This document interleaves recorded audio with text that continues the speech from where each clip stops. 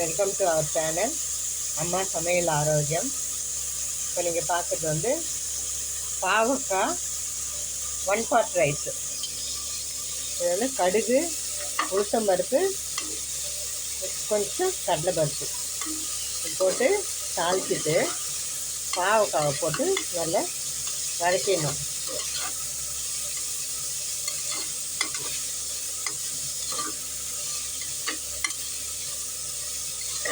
வதங்கட்டும் கொஞ்ச நேரம்.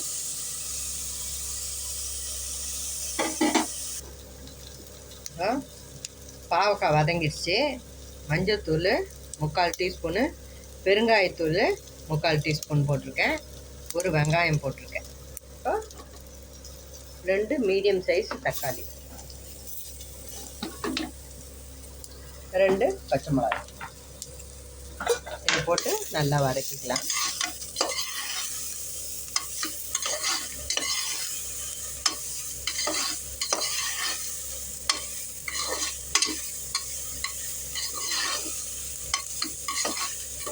சால்ட்டு போட்டுக்கலாம். நல்லா வதங்கும். தேவைப்பட்ட அப்புறமும் போட்டுக்கலாம்.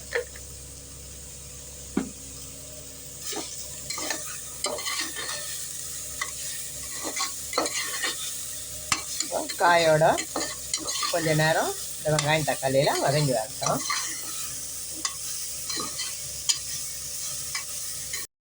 இப்போ காய் நல்லா வதங்கி வந்துடுச்சு. இப்போ 7-8 பல் பூண்டு போட்டிருக்கேன். புளி பாருங்கள், புளி வந்து இந்த அளவுக்கு போட்டிருக்கேன். அவங்கவுங்க எவ்வளோ செய்கிறீங்களோ அதுக்கேற்ற மாதிரி போட்டுக்கோங்க. குழம்பு மிளகாத்தூள் 1 டீஸ்பூன் போட்டிருக்கேன். போட்டுட்டு அரிசியும் வந்து நான் இதிலே போட்டு வதக்கிட்டேன்.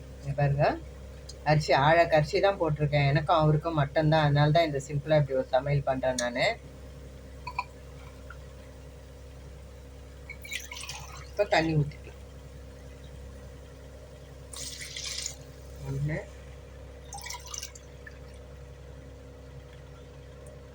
2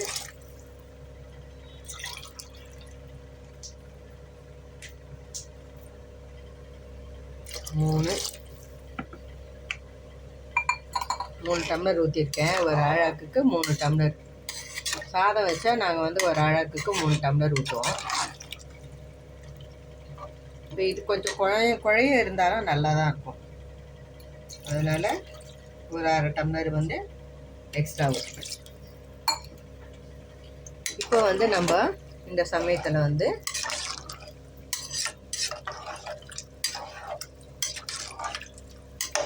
உப்பு காரம் எல்லாம் பார்த்துக்கலாம். புளியும் கொஞ்சம் கரைஞ்சி வந்துருச்சுன்னா நமக்கு எல்லாம் கரெக்டாக தெரியும்.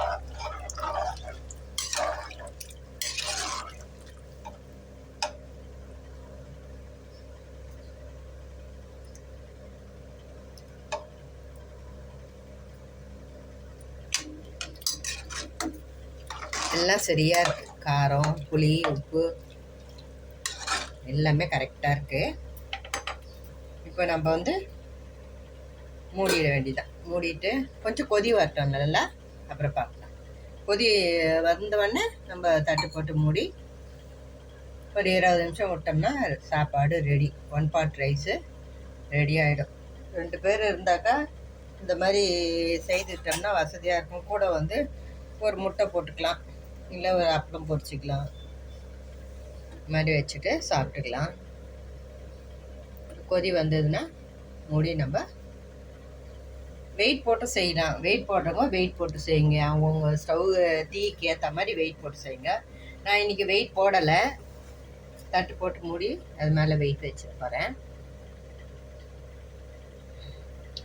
ஈஸியான ஒரு சமையல், டேஸ்டான சமையல், ஹெல்த்தியான சமையல். இது வயசானவங்க, பேச்சுலர்ஸு இந்த மாதிரி செய்து சாப்பிட்டு சாப்பிட்றதா இருந்தாலும் சரி, எடுத்துகிட்டு போகிறதா இருந்தாலும் சரி, ரொம்ப ஈஸியாக இருக்கும்.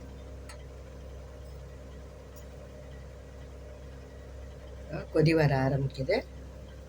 மல்லித்தழை இந்த சமயத்தில் போட்டோம்னா அதோட வாசனை சூப்பராக இருக்கும். தட்டு போட்டு மூடிடலாம். தட்டு போட்டு மூடிட்டு ஸ்டவ் சிம்மில் வச்சிடுறேன். இதை வெயிட் வச்சுட்டேன். வெயிட் வச்சுட்டா 20 minutes கூட ஒரு 5 நிமிஷம் விட்டாலும் பரவாயில்ல. நடுவில் நீங்கள் திறந்து பார்க்கறதுனாலும் திறந்து பார்த்துக்கலாம். அதான் இந்த மாதிரி வைக்கிறதுல ஒரு வசதி.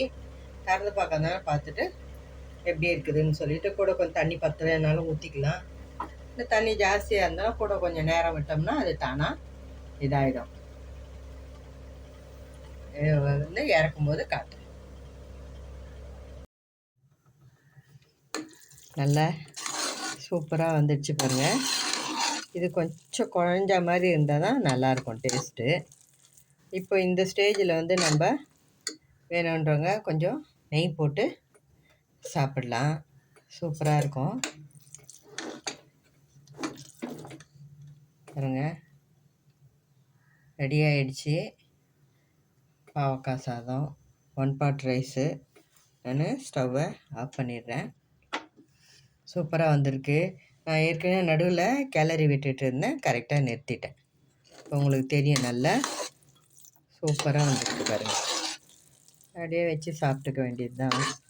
அதாவது நமக்கு தெரியல அப்படின்ற இது வேண்டாம். இந்த மாதிரி பண்ணி சாப்பிட்டுக்கலாம் தனியாக இருக்கிறவங்கன்னா கூட. எங்கள் வீட்டில் என் பேரெல்லாம் வெளியே போயிருக்கிறதுனால நான் வந்து எங்கள் 2 பேருக்கும் அந்த சாதம் பண்ணிட்டேன். இந்த வீடியோ உங்களுக்கு ரொம்ப பிடிச்சிருக்கோன்னு நம்புகிறேன். பிடிச்சிருந்தா லைக் பண்ணுங்கள், ஷேர் பண்ணுங்கள், எங்கள் சேனலுக்கு சப்ஸ்கிரைப் பண்ணுங்கள். அப்படியே பக்கத்தில் உள்ள பெல் பட்டனை கிளிக் பண்ணிங்கன்னா இது மாதிரி நல்ல வீடியோஸ் எல்லாம் வந்து உங்களுக்கு உடனே வந்து சேரும். தேங்க்ஸ் ஃபார் வாட்சிங்.